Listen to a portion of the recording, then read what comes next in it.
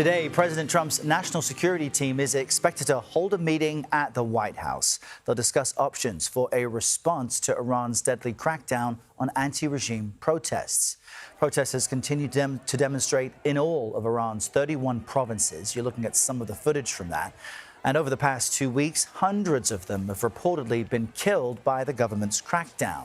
Speaking to CBS News, Iran's exiled crown prince called on the U.S. to take action sooner rather than later. The best way to ensure that there will be less people killed in Iran is to intervene sooner so this regime finally collapses and puts an end to all the problems that we are facing. Meanwhile, in this post to Truth Social, President Trump is warning any country doing business with Iran will face a 25% tariff on trade with the U.S. CBS News foreign correspondent Ramy Inocencio continues his reporting on this story and joins us from our London bureau. Good morning, Ramy. We've been discussing for so long now that comm lines are down across Iran. So just update our viewers on the situation inside the country as of this morning.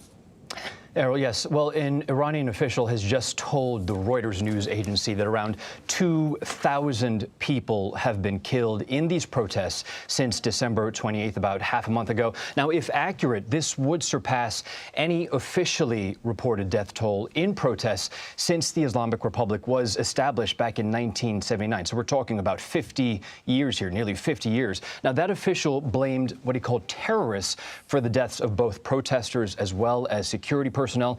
And I just spoke to the director of Iran Human Rights in Oslo about this and the internet blackout that's been in place since last Thursday. Take a listen.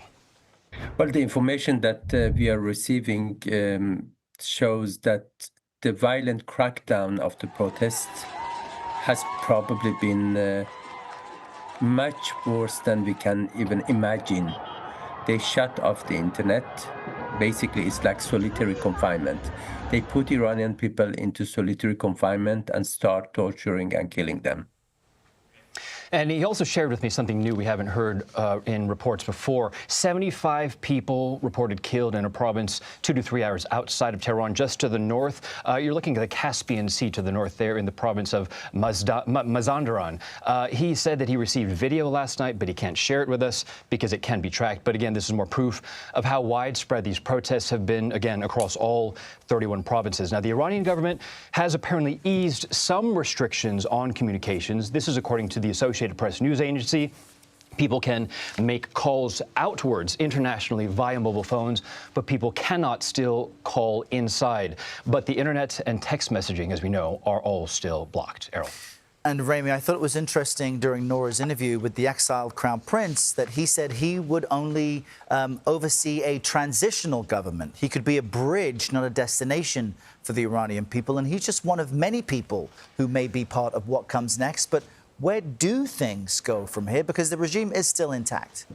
Right. The regime is existing, let's say. Whether it's intact, who knows? Even the regime may not know as they're trying to figure out what's happening these days. But, you know, I'm looking at the admission of about 2,000 people from this Iranian official saying that they've been killed, possibly as some kind of positioning, perhaps a control of the narrative, you know, blaming terrorists, not the state.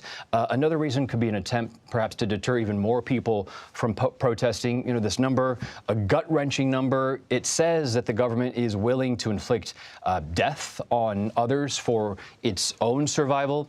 And the director of Iran Human Rights also told me that most people do want the downfall of the Ayatollah as well as clerical rule, and that only some want Reza Pahlavi, the son of the Shah, to take over. Just a remarkable... Like absolute majority, they don't want the regime, like more than 80%. But in the remaining 80%, they are roughly divided into 3 groups. Those who would like to have Shah's son, those who oppose a monarchy, and those who haven't made up their minds. So basically, priority number 1 is the downfall of the Islamic Republic for many of these people. Then, and only then, number 2, a figure to lead them.